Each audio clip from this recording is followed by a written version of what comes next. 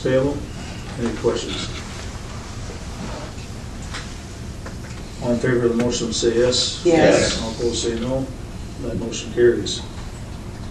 WM 12/11-141 from administration. So moved. Gotcha. That's been moved and seconded. Questions or comments? All in favor of the motion say yes. Yes. All opposed say no. That motion carries. WM 12/11-142 from administration. So moved. Second. Seconded. Questions? Mr. Snyder? I don't have any questions, but I have a couple of comments. I believe that it's contemplated that as this committee really starts to function, that if it's going to act as a facilitator among these various groups for the purpose of port development and development of areas around the lake. In that connection, I think that we ought to take a little longer look at the bylaws, or they can come back. I'm a little hesitant to have the bylaws ability to amend in the committee, and I think if anything it ought to come back to this. Everything ought to come back to the board here as this moves forward, since I really recognize that this committee is a facilitator. I think it's a great idea. I think the parties who are named, who are participating, are right on. So I'm very much in favor of it, and I assume that the track is going to be from this committee back to the Board of Public Works, back to the County Commission, in the event that there's to be any expenditure or any type of positive action taken. Mr. Plummer? I'm just curious about, it lists who we will be appointing, not by name, but what are we going to advertise to go out to for appointees? We already have, other than the city of Muskegon representative, is that going to be appointed from their board, or is any? Each individual unit could appoint who they thought would be the best representative from there. And as far as the stakeholders are concerned, they have to agree to participate, even though we've invited them. Okay, thank you. Mr. Chair. Ms. Yes, Hawkins? I have a question regarding the officers. The original committee would be made up of 2 co-chairs, and they're both from Public Works, right? And then the second one is temporary, but it just said on a temporary basis, and as I read farther, it said for a 6-month period. Are we talking about this? Yes, I'll let you. Judy Kell, Grant Coordinator. The co-chairs, one would be the chairman of the Public Works Committee. The other one would be elected from the internal body. But what the bylaws anticipated was that perhaps that person, after they were there for 6 months, they might want to move on, or if they liked it, they could stay on, because this will be a different kind of role for some of the participants on that advisory committee. And so this was an opportunity to allow them to really grab a hold of that role and go forward. Okay, thank you. Sorry, great. Anybody else? Thank you, Judy. All in favor of the motion say yes. Yes. All opposed say no. Motion carries. WM 12/11-143 from administration. So moved. Second. Moved and seconded. Mr. Jagger. First, could we have the difference between an hourly and a part-time worker for clarification, please?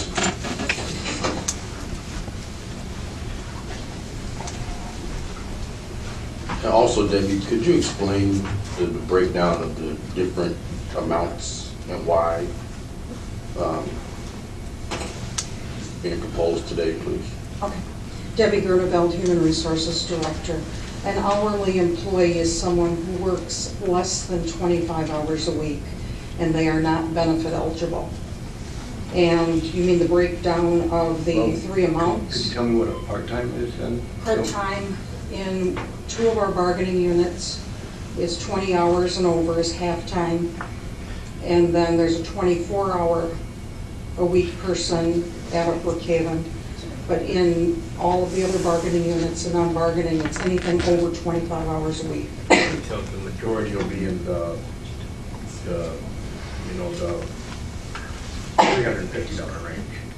That would be the majority of the departments. There isn't too many people in the $250 range. Yes, there are a lot. There are. Out at Juvenile Transition, Brookhaven, Community Mental Health, we have a lot of hourly employees. I got about 4 or 5 questions. Okay. Go ahead, go ahead. You can put them in there because yours might fit in here better now anyway, so. You mean the breakdown of the 3 amounts? Yes. The 700 is for full-time, that's 40 hours a week. Anything less than 40 hours a week and down to the hourly range would be the 350, and then 250 would be for the hourly employees. Okay, I just wanted the public to, those who had concerns about it, just so it could be clear that this is not something that is being held secret or some kind of different agenda. No, and this was an amount that was negotiated with all the bargaining units. They all had amounts. They came to us with a lot more than that, and this is what we bargained down to. Correct, thank you. Mr. Cross? If I'm not mistaken, this is, I mean, I could be mistaken. This is in lieu of raises, correct? It's not a bonus, so to speak. No, it's in lieu of a wage increase.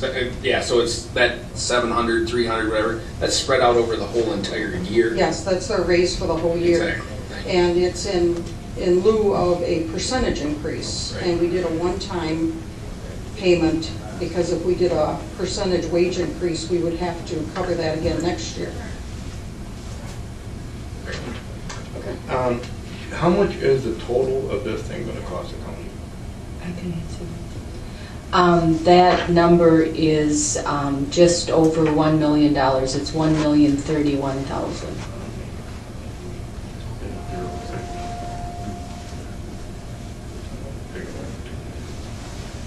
And now, it says according to this, it was budgeted. But, so was this planned in our 2013 budget then, is that? This amount was planned in the budget and was covered with reduced expenditures in the insurance fund. And the way we were able to reduce expenditures was by offering the employees to sign up for a wellness program. And by them signing up for a wellness program, we are anticipating reduced expenditures in our claims. And the money that we will reduce expenditures will cover this increase for the employees. Well, with that then, we're hoping that we're going to get that kind of reduction. We feel very strongly that our projections are accurate. But, so if it was in the budget to make this kind of cut, I mean, so did but they had anticipated it wasn't going to be in there, so they must have made cuts with either employees or programs for each department to do this, right? This is from the insurance fund. This is not from the general fund. This is not from the departments. There is an insurance fund where money is kept to pay insurance claims and premiums. And this was from the insurance fund. And so this was separate from departments. But we pay the insurance fund, in a sense, by our amount of money we pay in premiums. Right. And we reduced it by having a wellness program. If Dan signed up. 67% of our employees signed up for it. Now, if it was budgeted, kind of in a sense, I guess, we knew about that in the 2000, when they made all their plans in each department, did they know about it when they figured their budget in for 2013? No, this is an administration budget adjustment. This is not done by departments. This is a county-wide administration budget adjustment. Wages and insurance are administration.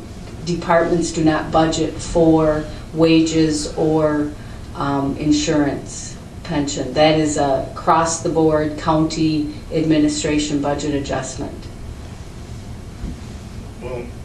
how can we be ensured that we're gonna save the $1,031,000 to offset this?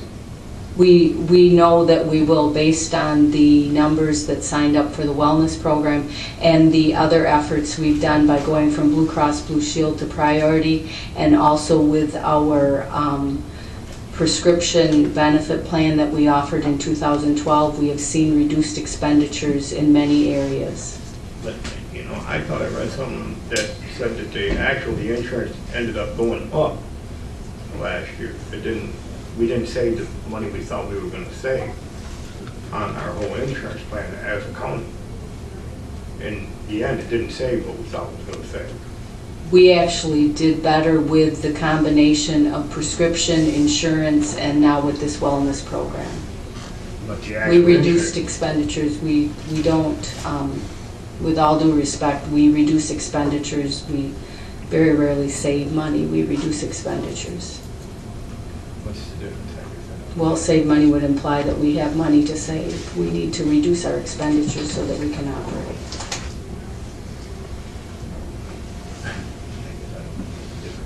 Mr. Engel? Yes, I'd just like to make a general comment if I could. Mr. Riley's taping this, so send this out to your folks. If you feel you I will, should- thank you. Certainly. If you feel it's important to threaten us when we do the best we can for the county, helping our people the best we can, I'd like you to know my name's Marv, M-A-R-V-E, Engel. Thank you. Mr. Foreman? I just have a question, and it's excluding county commissioners, and Lisa was generous enough to give me the answer that that's always been the way. The judges don't receive the bonus, but the rest of the elected officials do behind it. The past practice has always included elected officials that operate as department directors.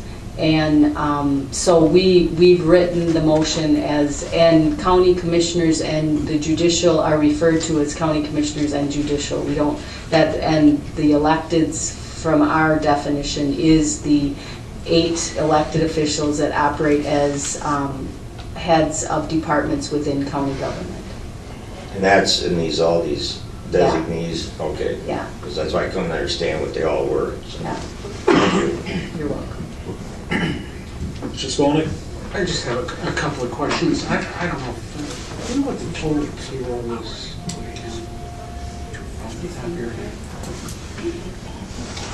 Heath can tell you that. Heath, the total payroll approximately that would be covered by this one-time payment? Heath Kaplan, Finance and Management Services Director. Now, you're talking about total payroll in regards to all funds. Total payroll is the general fund, or are you talking total payroll in regards to the... Covered by... Because all funds, it's right around $55 million. 55 million. Okay. Would that include community mental health? That's everyone. Yes. It's all yes, funds. all funds. And I'll confirm that, and I can get that to Bonnie. She can distribute that to you, but I'll confirm that. And I'm pretty sure it's the right. payment is a one-time payment. It does not show up as there's, like, next year, it's not an increase in their salary. What worries us from a cash flow perspective is, you know, again, like Debbie indicated, and of course the county administrator indicated, when you have a percentage of increase, that increases the base that I have to now push over into my 14 liability. Right. When I move into not only for salaries, for pension, it's just a domino for benefits. So last year, we did the same thing, but it was $600 For the full time. for the full time. So the net increase this year over that is $100 per employee. When it's proportionate from the other levels as well. Okay, I don't have a problem with this at all, so. Mr. Snyder? Well, I also don't have a problem with this for this reason. This is in lieu of a wage reopener, and the point of the operation and the payment, and I recognize it's not in every case, but we made that decision some time ago that when the contracts were going to be signed, that it would be in lieu of a wage reopener, or that there would be a wage reopener. We have to live with that decision that we made back then for the balance of those contracts. And And I don't find this out of place. Or DHS form project. I have one other question too. The other payments, like the $350 for part-time and $250 for hourly, is that an increase over, was that slightly more than last year? Last year it was 600, 300, 200. Okay, so those went up $50 per We employee. just took the proportionate per each of them, and we made the increase accordingly once we had the full-time rate. You have a comment? Mr. Mahoney? I would just, if I can talk for very long, make a point that our employees have in fact come to the table and given up a great deal over the last 3 or 4 years, probably losing money in the process. This is an opportunity for us to thank them. In addition, it's not out of line at all. Thank you. Anybody else? Okay, you've heard the discussion. We're voting on 143. Let's have a roll call. Commissioner Snyder? Yes. Commissioner Wilkins? Yes. Commissioner Collins? Yes. Commissioner Cross? Yes. Commissioner Engel? Yes. Commissioner Jagger? No. Commissioner Longmire? Yes. Commissioner Mahoney? Yes. Commissioner Plummer? Yes. Commissioner Skolnick? Yes. 9 yes, 1 no. Motion carries. WM 12/11-144. So moved. Second. Moved and seconded. Questions, comments? Seeing none. Wait, just could you explain, or I don't know who I can respond to it. So that would fence the entire property? We are requesting, we will have alternates in the bid to different ways that it can be fenced. We do want to fence it so that there's egress, if needed, to open up to let people leave the park. I want to say this is just a request for proposal. We want to see the cost, and then we will bring it back to you for a decision, and we will bring back different options as to how we would fence the property based on cost. The fence would match the fence approximately that's around the water resources. That's our intention, yes. So is that a chain link fence, or, because they have both? We are looking at the wrought iron look, Okay, perfect. black. Perfect, okay, Yeah. so it's a attractive fence. Yeah. Any other questions? All in favor of said motion, say yes. Yes. All opposed, say no. Motion carries. Old business? Any old business? Is there any new business? I just mentioned, I'm going to give accolades to Judy Kell and the rest of the Rotary Club. The Rotary Club, with a grant from Consumers Energy, has satisfied the $90,000 participation that is necessary for the completion of the park, Rotary Park, the addition, and that's good news. Again, so that there is no county cost in the entire project, and come away with more property on the lake preserved for the future, and at the same time, preservation of the property in Hiltz Landing, which is dedicated to the public as well. Very good. Any other new business? Public comment on a new topic. Anybody in the audience like to address the board today on a new topic? Please come forward.